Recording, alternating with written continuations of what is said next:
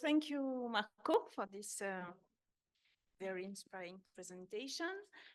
Thanks again to for the hosting, to Monsieur Vivier for the hosting, and thanks to all the partners of the project for this this afternoon. So I would like to first thanks our panelists for today. Marco presented the policy brief, and as he said it, it's the first one, and we are about to disseminate it.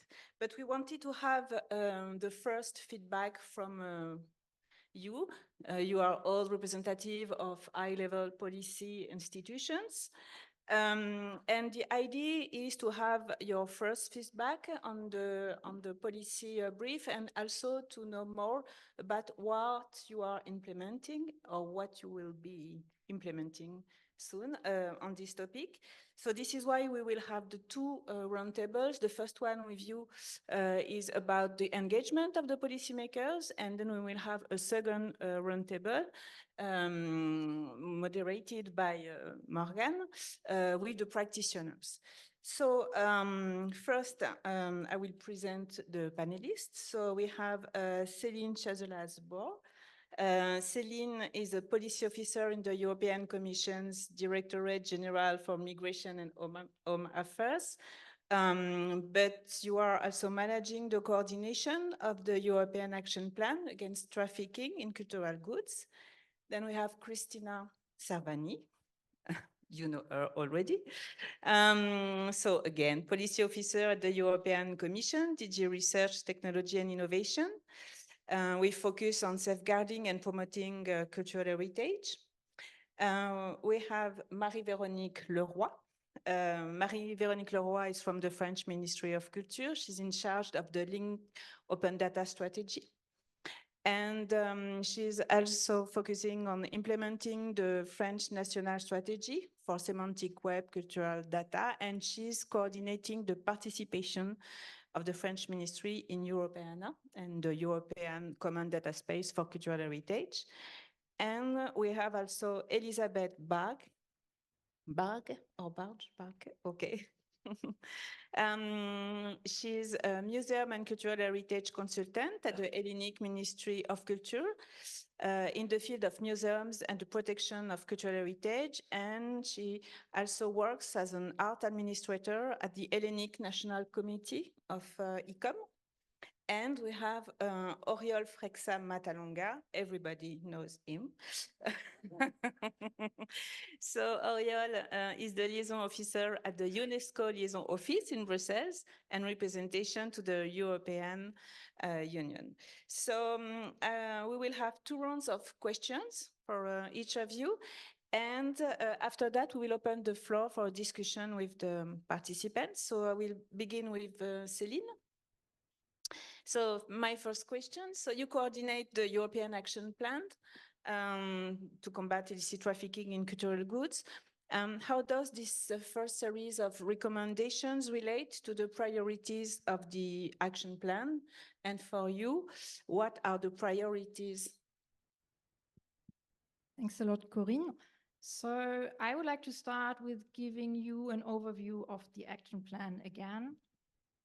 On the one hand, we have as aim the prevention and fight against crime, and on the other hand, the protection of heritage from criminal harm.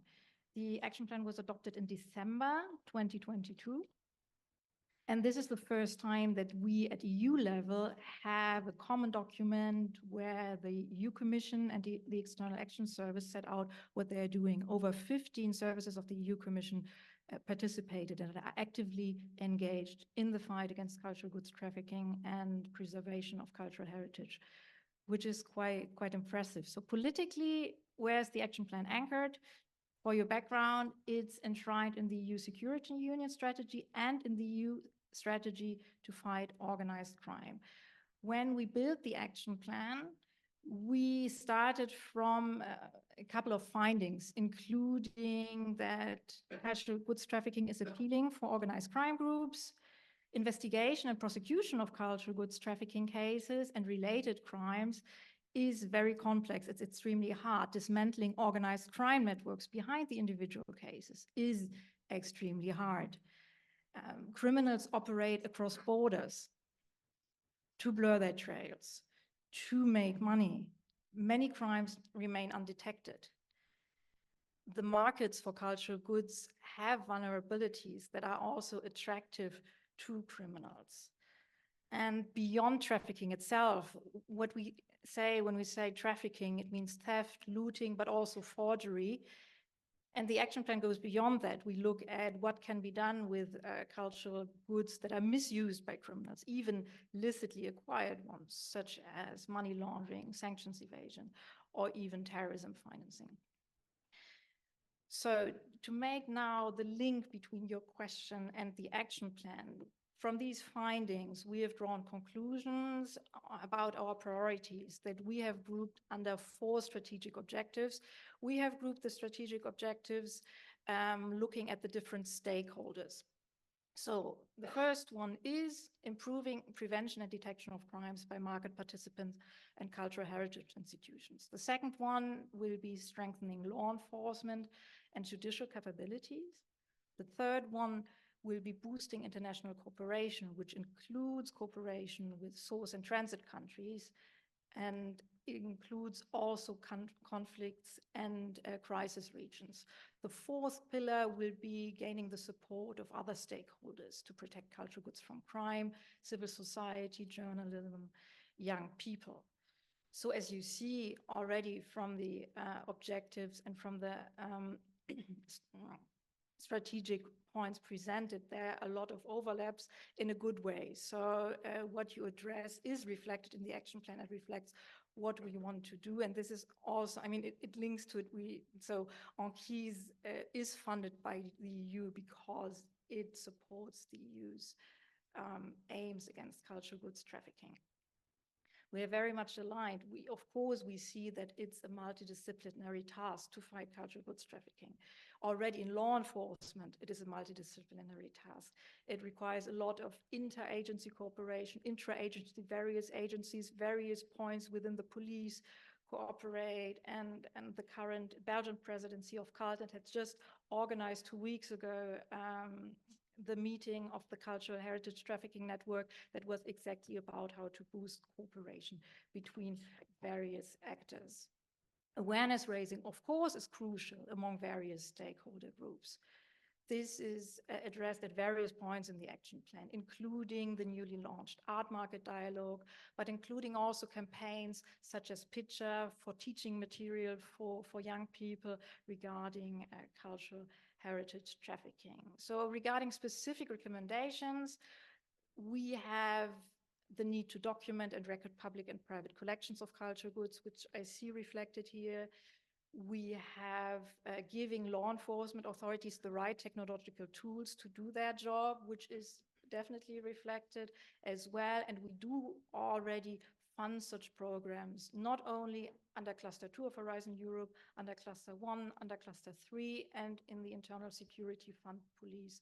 And there, I can already mention it now. Most of you will know it. There is an ongoing call going open until September to take research already made and to develop it into a tool, concrete tools for law enforcement within the Internal Security Fund. So please use the knowledge gained also to work with the concrete member states to really give law enforcement access to what you're doing. This call that is currently open is the chance for you. What else do we have? We have a lot of measures to support vulnerable countries that are source and transit of cultural goods trafficking. And actually, my colleague Alfio Golotta from the External Action Service should answer this question for you, since he is the man for everything that is protection of cultural heritage in the external action of the EU, because of course, it's part of the EU's external action to disrupt the flow of stolen items, illegally excavated items, or illegally exported items from third countries. And we are actively supporting countries in conflicts and crises at various levels, including Ukraine, including countries in the Middle East. It also is part of the neighborhood policy to fight against cultural goods trafficking.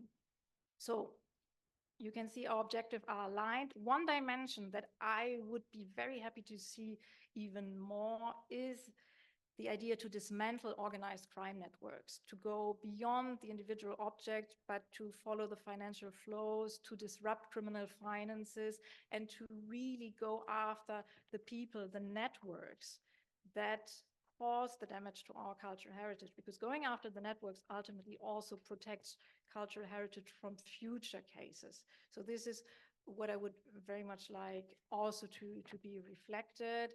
And another observation to conclude my statement here is what I've learned in drafting the first draft of the EU action plan, coordinating the drafting and coordinating the implementation of the action plan, is that sometimes the question is not only what do we need and what is missing, the question can also be what has already been done. And what has already been discussed, what has already been developed, what are other people or other organizations already developing, and what could be useful for others. And there my impression is, for example, when I scroll through my LinkedIn feed, there are initiatives mushrooming at the moment. There are various things being done. And at the same time, when we say awareness raising is needed, we also mean that the fight against cultural goods trafficking might not always receive the resources and attention it deserves. So when we put these 2 points together, this means, from my perspective, it's very important that the community engaged in the fight against cultural goods trafficking really bundles their resources, really connects, exchanges, works closely together to avoid duplication of projects, and even more importantly, to leverage what is already there. So a good example of this, and many of you are already involved there, is Europol's Innovation Lab, currently looking at existing solutions of web crawlers and seeing what kind of synergies you can develop. And also I hear from your intervention that you're very much engaged into reaching out to fellow stakeholders. And I see this as very much one of the priorities as well. So you can stand on the shoulders of giants by using what is already being done. And I would really also, to conclude, like to thank you for what you're already doing. Thank you. Thanks a lot, Céline, and thanks for highlighting again the importance of the holistic approach and cooperation. I think it's a key element. Christina, come back to you. So I take this opportunity because you are both from European Commission to thanks also the DG Education and Culture to be there, because various DGs are cooperating on this topic of the fight against illicit traffic. So thanks to be there as well. Christina, we just presented the policy brief. What do you consider to the priority aspects in terms of research and innovation? So specific aspect, but it's yours. Yes, thanks a lot for your question. I will continue with, I will repeat basically the word holistic that was mentioned just now. And first of all, let me emphasize the need for indeed a holistic and integrated approach towards research and innovation to effectively tackle the multifaceted challenges related to cultural heritage protection. Now, our priorities, our focus, both current and future, I believe should focus on strengthening and expanding the initiatives proposed by the ANCHISE project, ensuring that we address the threat of illicit trafficking in a comprehensive way. Our immediate focus, I would say, that aligns with the priorities and objectives of the project, as we believe that multidisciplinary approach is necessary. The assessment of existing tools and technologies is important for us. In order to assess their efficiency, what works, what doesn't work, what is missing, and also to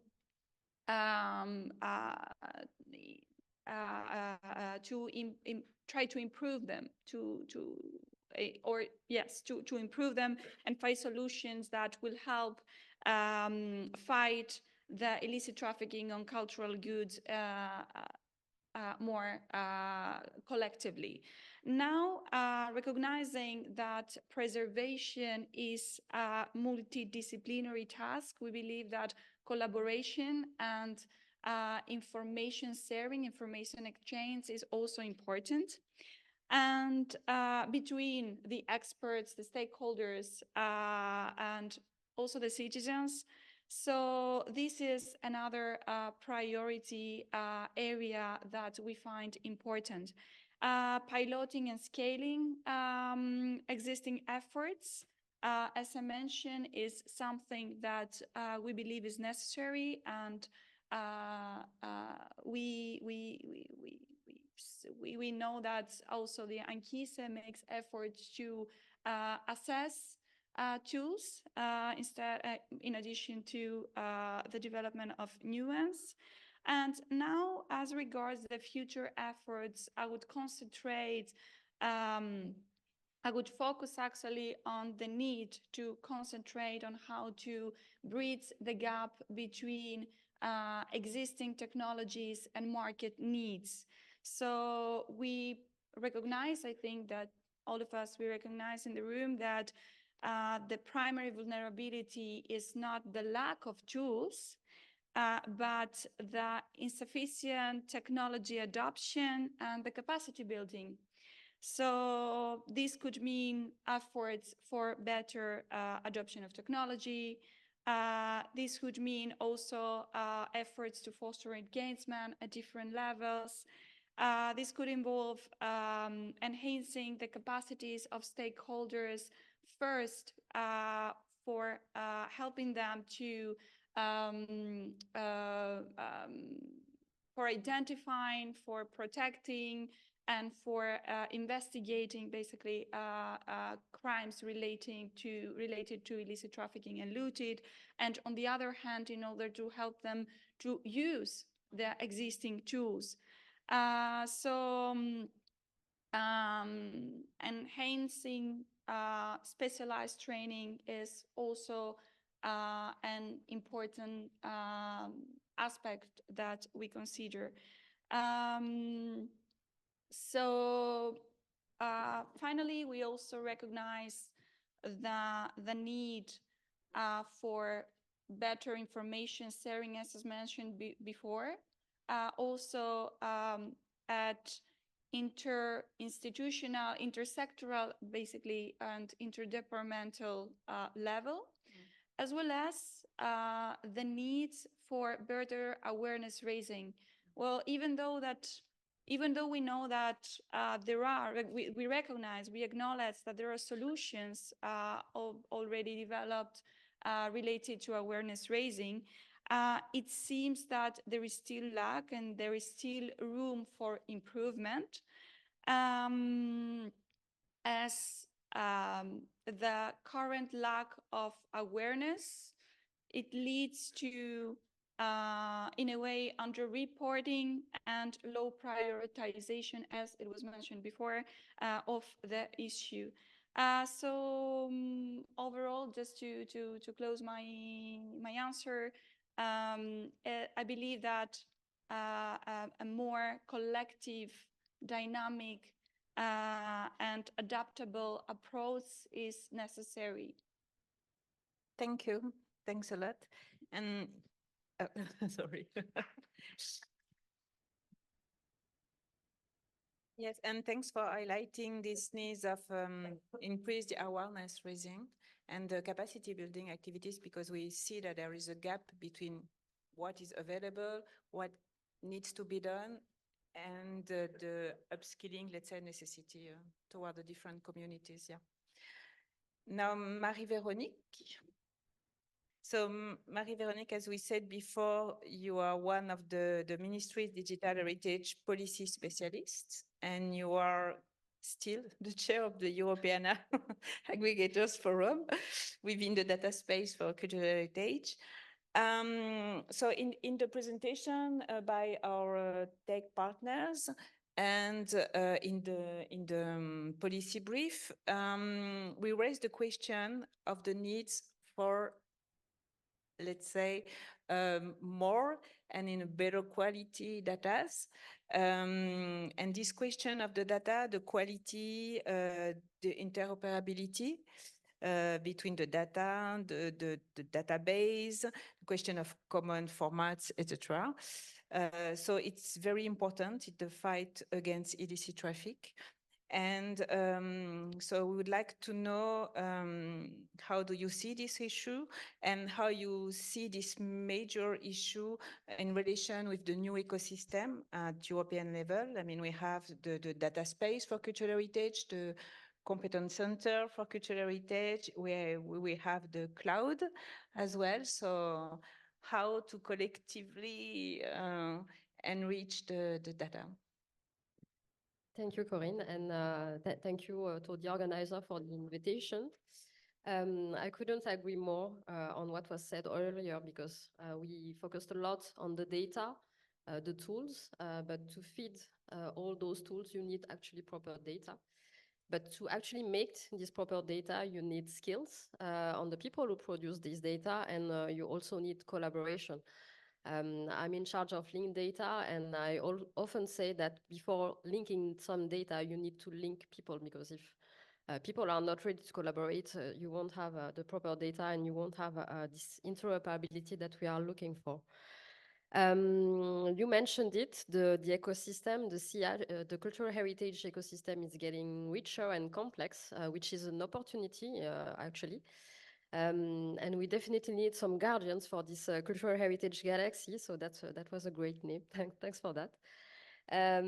So actually, what I would like to say is that there has been a huge shift between before, when we were like digitizing to make content available online, to make it accessible so that it can be just visible. And now there is a real challenge of making it reusable, and also that it can actually serve other purposes, like the fight against illicit traffic of cultural goods. So when I mentioned the fact that we need to develop the skills, you actually need to have the capacity building training, and you also need to make cultural heritage professional aware of the importance of the data. It's not just making their work of cataloging or describing just for the purpose of making this, but it's also about breaking the silos. Because even in the cultural sector, you can have various silos between archaeology or paintings and so on. And to kind of really break those silos, this is very much connected to the way institutions are organized. So this is also why I was mentioning the collaboration, because if you kind of really focus on the data and not thinking about one data, one application, and really think of the data, how you actually structure this data, you can then facilitate its circulation. And actually, one of the key elements to make that work is actually the way you model it, and to rely on common set of standards. And so it's not about like agreeing on one common standard that would be fitting all the needs and all the requirements for all the member states and all the countries and all the cultural sectors, but it's more like agreeing on a common set that could fit all the needs, and then finding the links and make the proper alignments so that you can have respect the way things are organized at national level, but still make it work at European level, and still respect the specificities of each sector, but still making the data interoperable.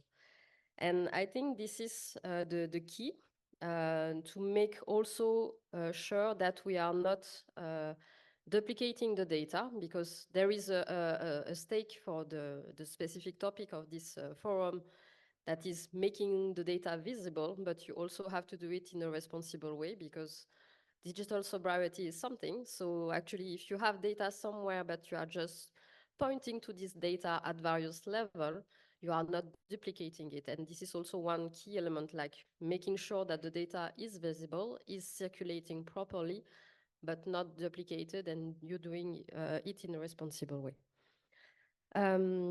Also, the idea is not to kind of make data that would be used for one purpose. So this is also the whole idea of breaking the silos. So you are preparing the data. You are actually also defining it, respecting the license, the right statements that are associated to those data. And this is one key element, because there are things that can go online open.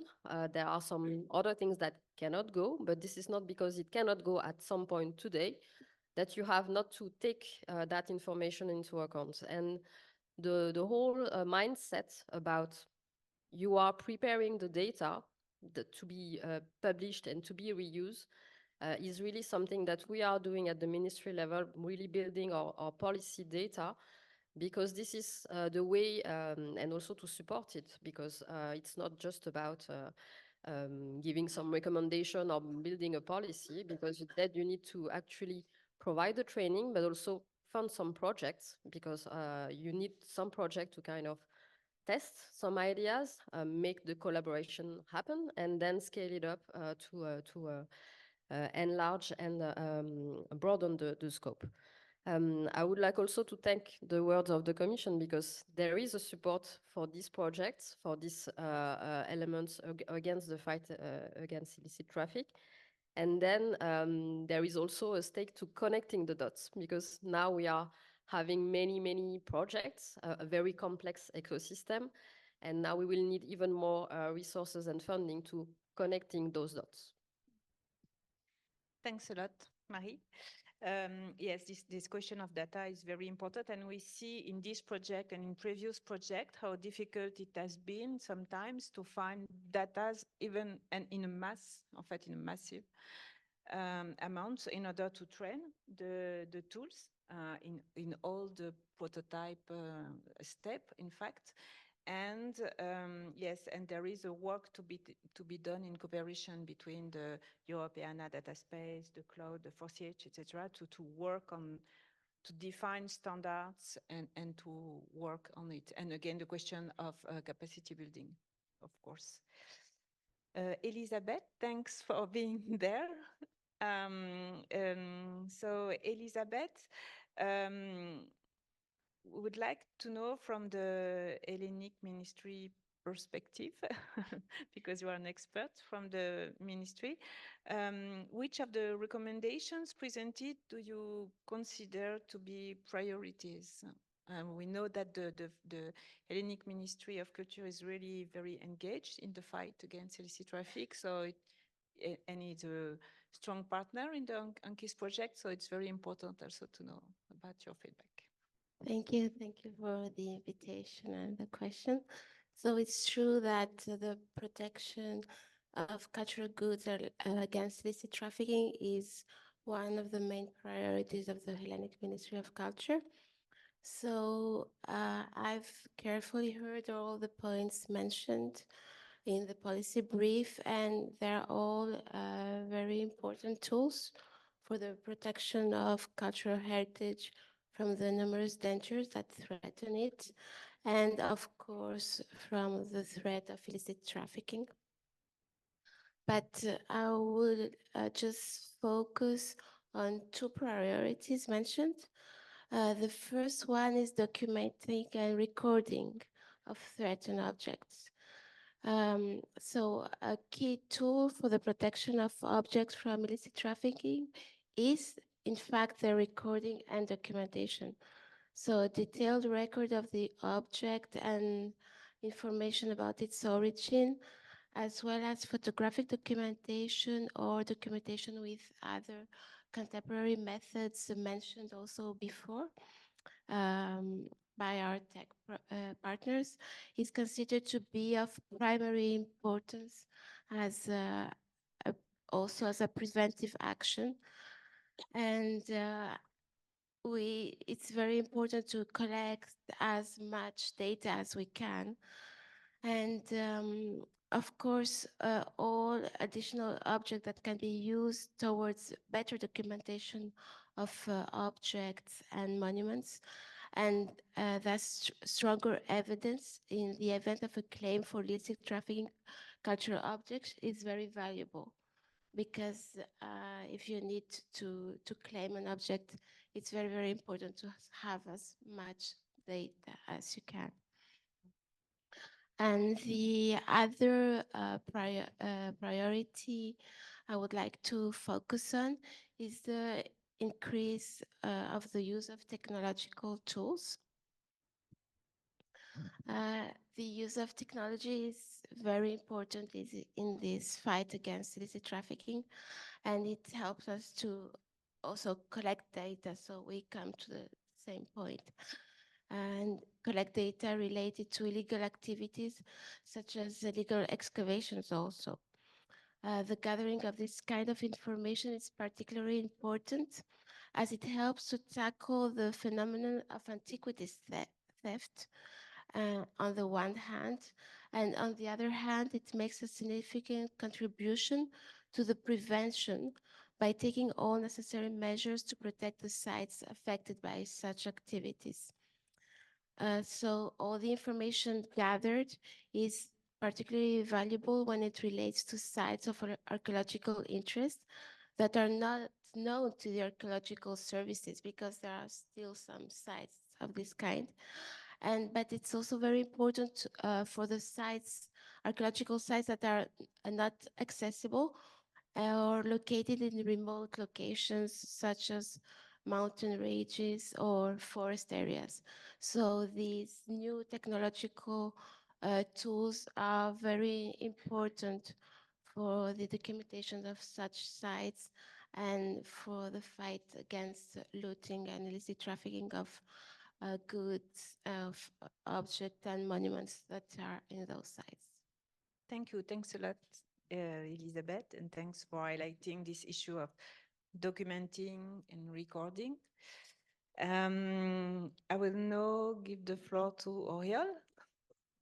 UNESCO is a major player of the fight against illicit traffic.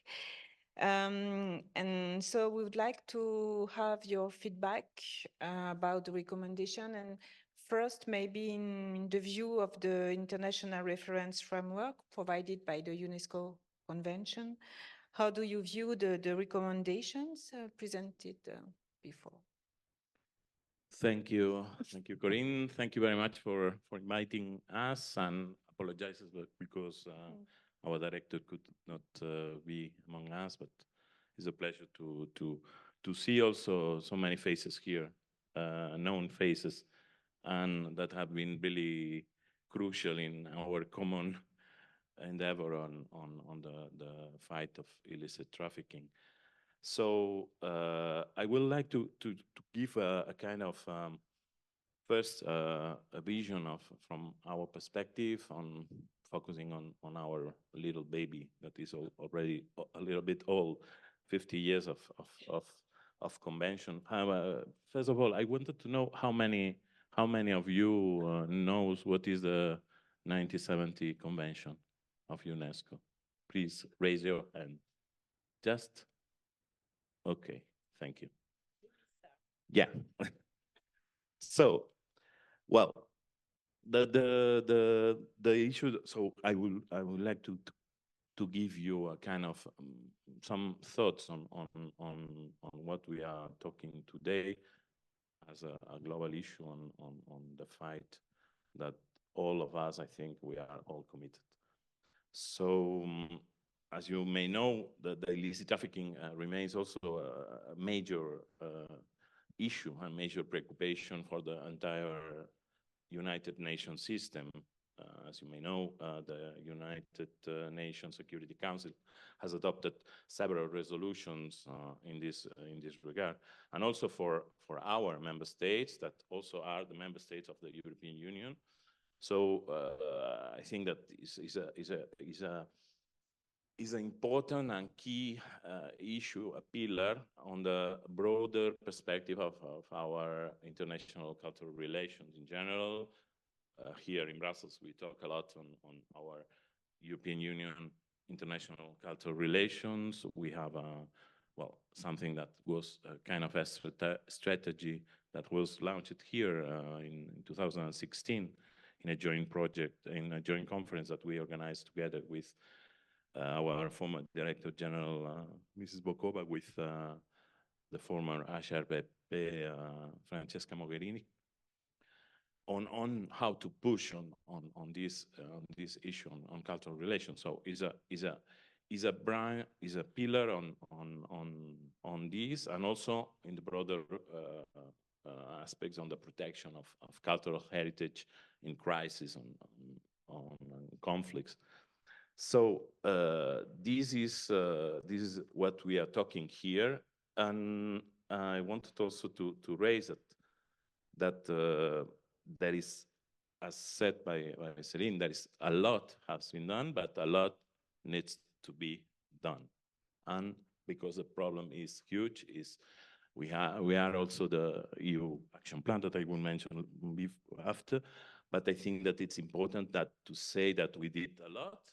We did a lot since now, 50 years for the convention, for instance, with all the partners around, with the European Union. We've been working a lot with member states, but also a lot needs to be done because the problem is huge, and we are really in a moment, a crucial moment also in the global context that this also fools, as you know, all the context, terrorist context, so that needs to be also tackled, and all these links that we need to put in the table.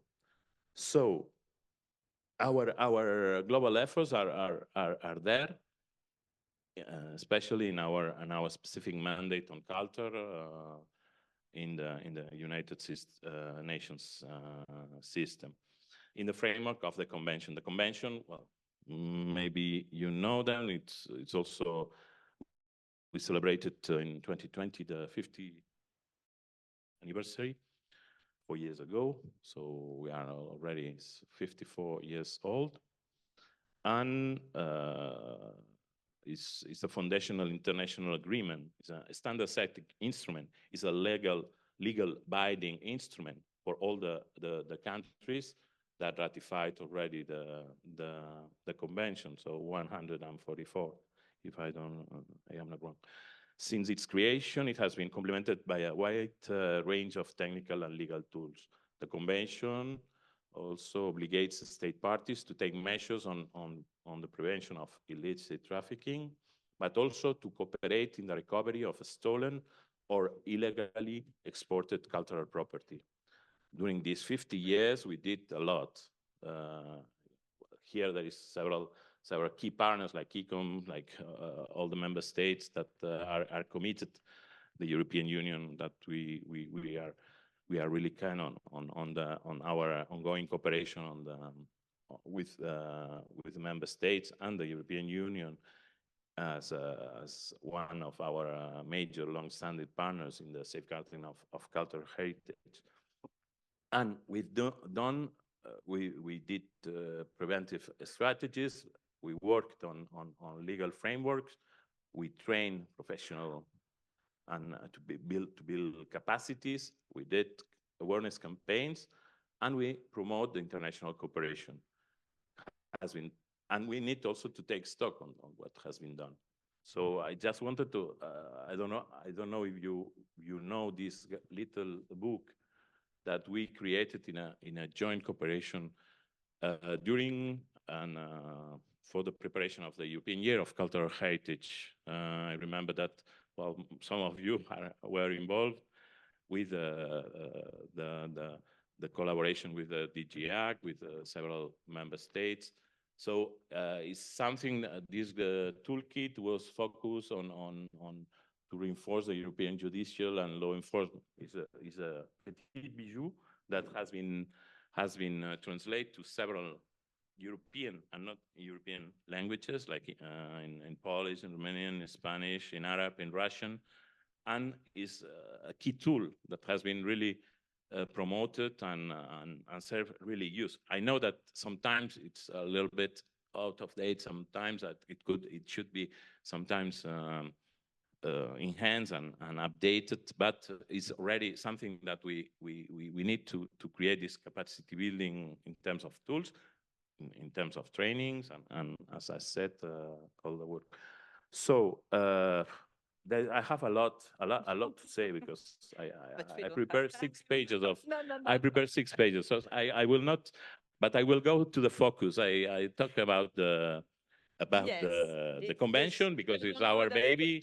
It's our baby that is a little bit old, but we know I think it's one of the unique instruments of international cooperation, and we need to protect it and to enhance the collaboration among member states, but also other stakeholders, and all are invited to join and to join the work that we've done, but also focusing on and linked to this, and especially on the policy brief. I think that we need to the issue, the illicit trafficking crisis requires this global and comprehensive approach.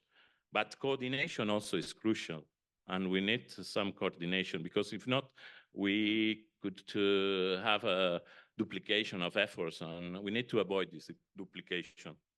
This is crucial, and especially and particularly in crisis situations and emergencies. And on this, we know a lot. I see Sophie here on terms of on crisis, and I think that we need to address this issue, because it's one of the crises, the moment that the cycle of the looting starts. And then also, I think that we need also to should underline also that it has been mentioned lightly, but I think that we need to highlight the role of online platforms, because we didn't mention in the paper, in policy brief. I think that there is a real responsibility, and a cooperation with them is needed. I remember that Fraunhofer colleague, you mentioned that the example on eBay, and maybe this needs to be also tackled, this dialogue. I think there is a dialogue to be done. We started, but I think that it's something that we need to, I don't know more on this, but I think that the online platforms are a key actor. Also on the support on vulnerable countries and communities, we have a lot of examples. We're working with the European Commission in our partnership with DG IMPA, as Céline said, DG IMPA, DG NEAR. We are working hand to hand with the European External Action Service, Alfio here. We are active, and because it's a common problem, and we need to work together in the source of countries. In Yemen, we are working. In Mosul, we have a fantastic project funded by DG IMPA. So we need to continue on this. In Yemen, there's a lot of examples: capacity building, training people, local communities, but also law enforcement agencies, law enforcement bodies, customs. We have our partners with Interpol, with World Customs Organization. So I think that we need to continue on that. I have other list of things, but I can share with you later, because we will not stop. I never end. Sorry. No, thank you. No, thank you so much, Oriol. And yes, as you said, I mean, yeah, this question of cooperation is really very important, and I mean, and indeed we have very complementary actions, and from all the level. I mean, the one from UNESCO, the one from the DEC, or from European projects. So this is really very important to exchange and to have coordination, and this is why we call for a European competence center, for example, let's say.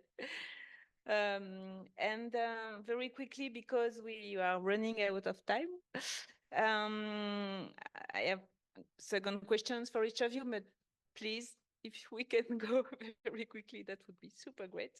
So Céline, yes, coming back to the action plan, it was launched a year and a half ago. And it's very short time for a first report, but maybe if you could tell us the next steps and of this action plan.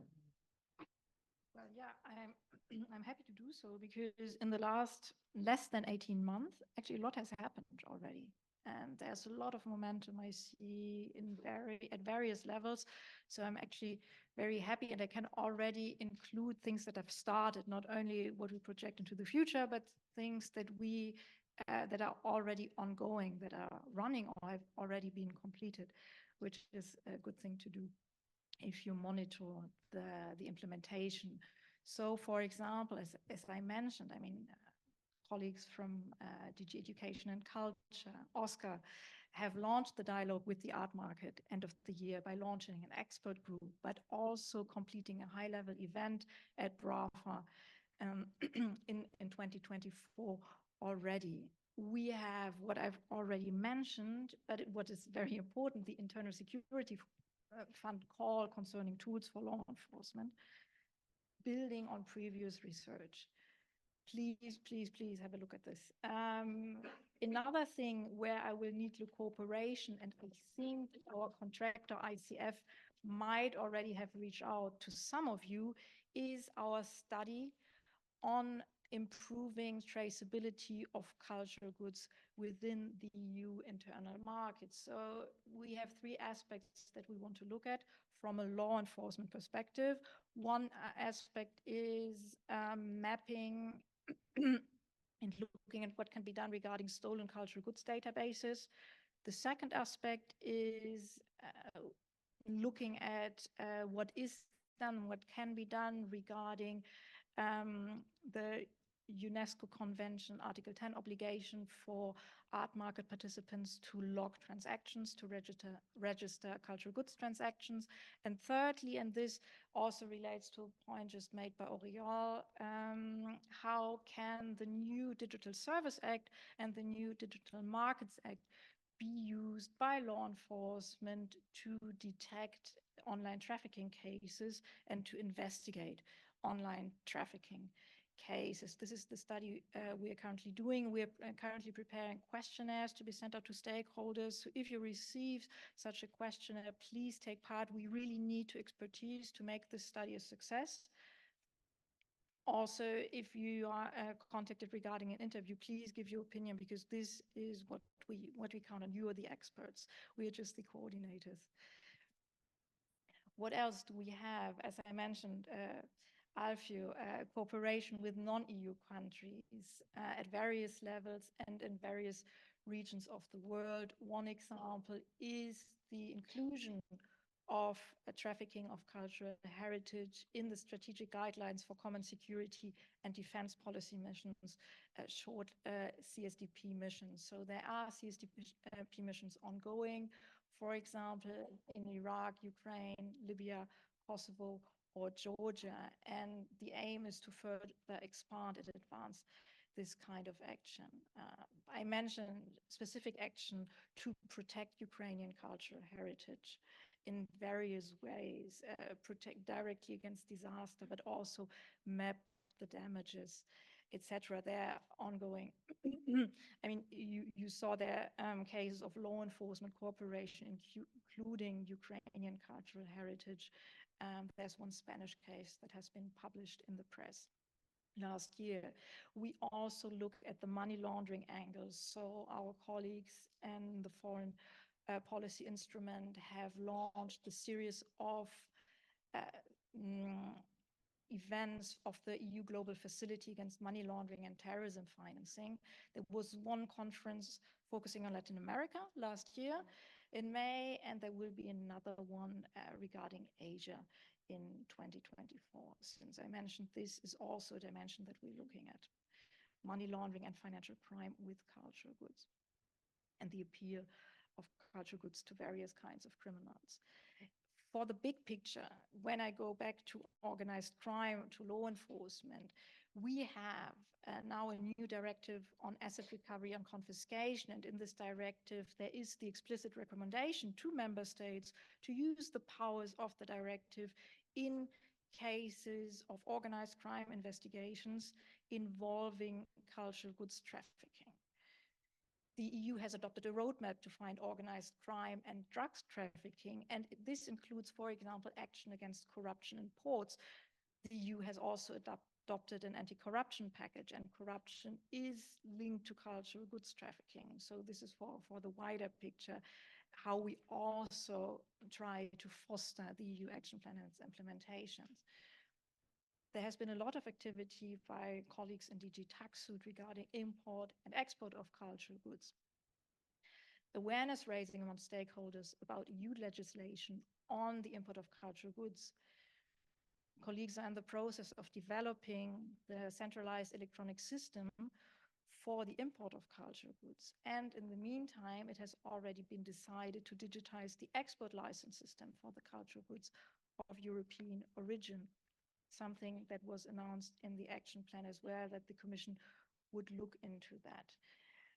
Another angle that we're actually very happy about is not only what we are doing, but also what the member states are doing, because the action plan includes specific recommendations to member states, what they can only do at their level. So what we have seen, and less than 6 months after adoption of the action plan, the Council of the EU has endorsed the action plan and has adopted Council conclusions on the fight against cultural goods trafficking on the 8th of June 2023. So we have a broad basis for acting, and we've got a lot of momentum, and also we count on your support, and thank you for the support so far. Thanks. Thanks a lot. So a lot to come, a lot of actions. Christina, maybe you'd like to highlight some actions ongoing or in the future from the DG RTD? Yes, sure. Thank you for this question. Well, basically here I would like to highlight again the importance of research and innovation in fighting illicit trafficking on cultural goods, and to recall, as I mentioned also in my presentation this morning, but it was mentioned also by Rodrigo, the 3 recently funded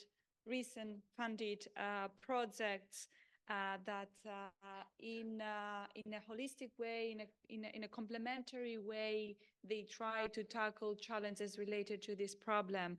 So we have 3 distinct projects with unique objectives and priorities, but in a complementary way, they address the several challenges.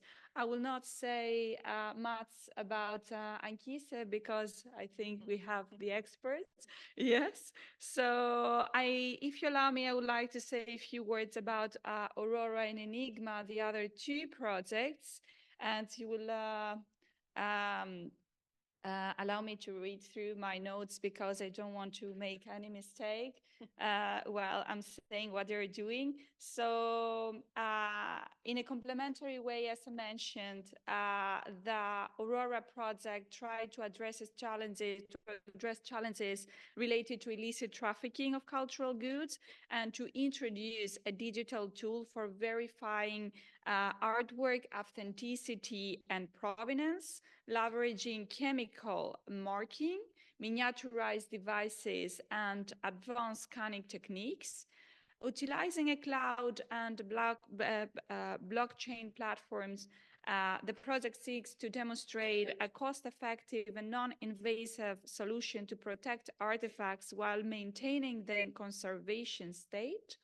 And on the other hand, we have the Enigma project that aims to address as well the multifaceted challenges of protecting cultural goods from theft and illegal trade and destruction by focusing on safeguarding endangered heritage sites and enhancing provenance management. So in summary, as you can see, these projects, these initiatives collectively represent our commitment to safeguarding cultural heritage and ensuring its preservation for future generations. Now, as regards future actions. Here, I'm afraid I will be shorter. I would like to recall the recent strategic plan that was published for the programming period 2025-2027 that consists of several priorities related to cultural heritage protection and promotion, including protection of cultural goods and landscapes from man-made risks. And yes, here I'm afraid I cannot say more, as we're preparing currently the next work program calls for proposals. So I will stop here. But more to be done, and we aim to invest more on cultural heritage protection. Thank you. Good news. Thank you for your support. Very quickly, Marie-Véronique and Elisabeth, what is maybe the main priority of your respective Ministry of Culture? Well, actually, we will continue our focus on data, actually, because it's not about like starting from scratch, because we already have tools. We have what we call the catalogue des manquants, which is the catalog of the missing elements from available on the POP platform, so which is the platform for open heritage, where you could actually browse two databases from our services from the ministry. So the Joconde, which is the database of the national museums, and Palais, which is the database of the heritage objects of cultural heritage. And the idea is that as we are renewing our technical infrastructure, the idea is to really focus on the way we describe and we model the data, so that we can really take into account already from when you produce the data, this aspect on how you harmonize the description of something that is looted, missing, or stealed. And this is connected also to the fact that we have national policy, a data policy that we are currently defining. And we also try to comply with the European data strategy that you are probably aware of. As you know, on this European data strategy, there is an intention of creating and deploying data spaces, different data spaces for various sectors. So you mentioned the following the money or the economic tracks. This is actually an interesting use case on how you can actually connect data from one data space to another one, so that you can actually get conclude and reconcile some data from there. And so the European initiative is actually operating the data space for cultural heritage. And in our national strategy, we have this requirement to kind of contribute and provide data to this data space. So the idea and the challenge for us, and the next priority, is to really provide data that is like collection data, but also all kind of data that is related to cultural goods, and also kind of embark in this description all the elements about the missing element, the stolen element, and also the looted elements. Thank you. Thanks a lot, Elisabeth.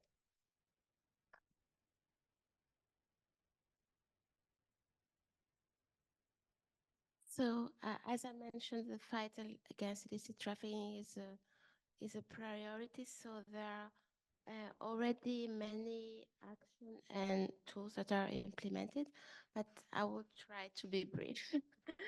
So Greece has already built and has a very strong and complete legal framework for the protection of cultural heritage from illicit trafficking. And in the administrative field, it has organized services which are dealing exclusively with this subject, both in the Ministry of Culture. So we have the Directorate for the Documentation and Protection of Cultural Goods, who are dedicated to this subject. And also in the Ministry of Citizen Protection, there's a department of the police which is dedicated to the protection of cultural heritage. And we also have special prosecutor who monitor and deal with issues related to the protection of cultural property in Greece. Also, the Hellenic Ministry of Culture has developed in recent years important digital tools for recording movable and immovable monuments and archaeological sites through integrated information systems, and is systematically creating inventories of objects that are gathered and integrated in the National Monuments Archives, which is held by the Ministry of Culture. And we have a directorate, the Directorate of Administration of National Archives of Monuments that deal with this subject.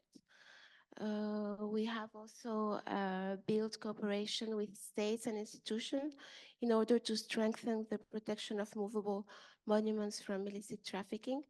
And Greece has already concluded bilateral and trilateral memoranda of understanding with other states under the 1917 UNESCO Convention mentioned, and we also with institutions such as museums and universities.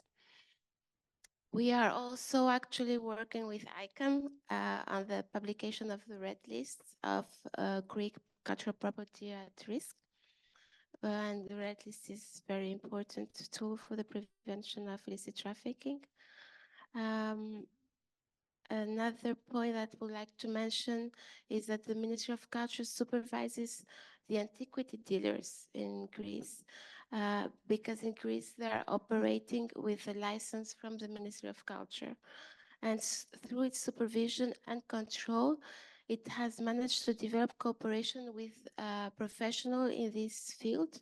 And this cooperation is very important because it has often contributed to the recovery of illegally trafficked objects through information provided by these art dealers. So it also goes with what has been mentioned for fighting all this organized crime. And last but not least, what is very important for the Ministry of Culture is raising awareness. So the ministry carries out numerous activities to inform the relevant bodies through seminars, conferences, and workshops. And when I mention relevant bodies, I talk about police authorities, port authorities, and customs.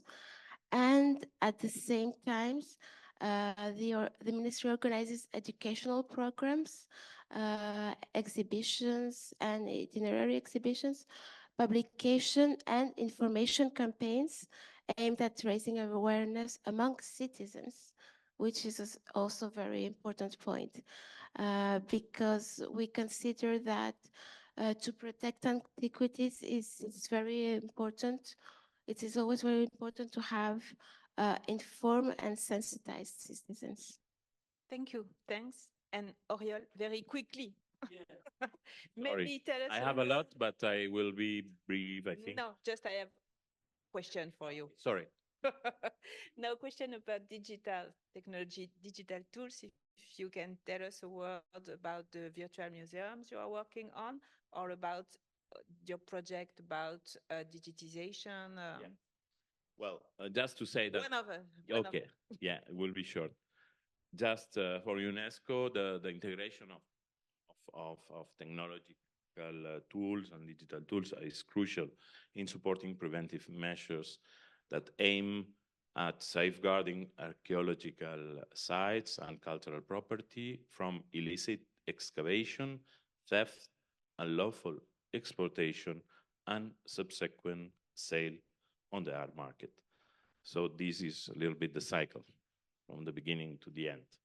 And just to mention that it was really interesting that the example that Axel from Parks made on this. I think we have some videos on this and some video clips that could give you in 2 minutes the whole cycle. So I think that it's interesting to mention this, and also in our ongoing work on awareness raising, but more in global for global publics, I would like to raise 3 initiatives that we are working on, and they are starting. They are quite developed in the framework of our EU-UNESCO partnership and the broader flagship initiative on the UNESCO's revival of the spirit of Mosul. We have a partnership with one of the partners of ANCHISE is ICONEM. That I don't know who is Tizian, but I think that he knows well on the preservation of digital documentation and on damaged World Heritage sites, which is a crucial step for the conservation and protection. So we are documenting and preserving cultural heritage sites in the Mosul city, and it serves as a key case study highlighting the effectiveness of digital technologies in the rehabilitation of the destroyed cultural heritage in Mosul. Another example is something that we are doing in the center of the World Heritage Center, that is in charge, as you know, on the protection of World Heritage. Our team is actively involved in the development of a platform entitled Dive into Heritage. I don't know if you know, but it's in the making. It's a digital platform that will be launching next year in 2025. And this platform aims to provide the public with an immersive 3D experience of World Heritage sites to enhance awareness and foster deeper appreciation and understanding of cultural heritage. There will be a lot of initiatives linked to this, capacity building on digital, also will serve to prioritize activities to empower local communities and heritage professionals in utilizing the digital cultural heritage, and also with a particular focus on engaging youth. And then a third and final tool that is quite also in the making, it's the virtual museum of stolen cultural goods, which will open virtually and also in 2025. And this project is a pioneer project that will utilize really technology to showcase nearly 600 cultural objects that are currently registered in the Interpol's database. So we are working with Interpol, and in this integration of 3D and augmented reality technologies, this museum will restore these artifacts, will enhance public understanding through community testimonials and interactive elements. Beyond it, there will be educational value, will serve as a vital tool in combating illicit trafficking and raising awareness on the issue. Also, we will be exhibiting this stolen work and will increase the vigilance of potential art buyers. We will encourage them to be more attentive and discerning about provenance of cultural goods, and we will take basis measures to avoid acquiring cultural goods resulting from illicit trafficking. The eminent Pulitzer Prize Francis Kéré, the African architect, will be designing this beautiful project that is in the making. So this is just to announce this. I think there was an important information session recently in Paris on this specific.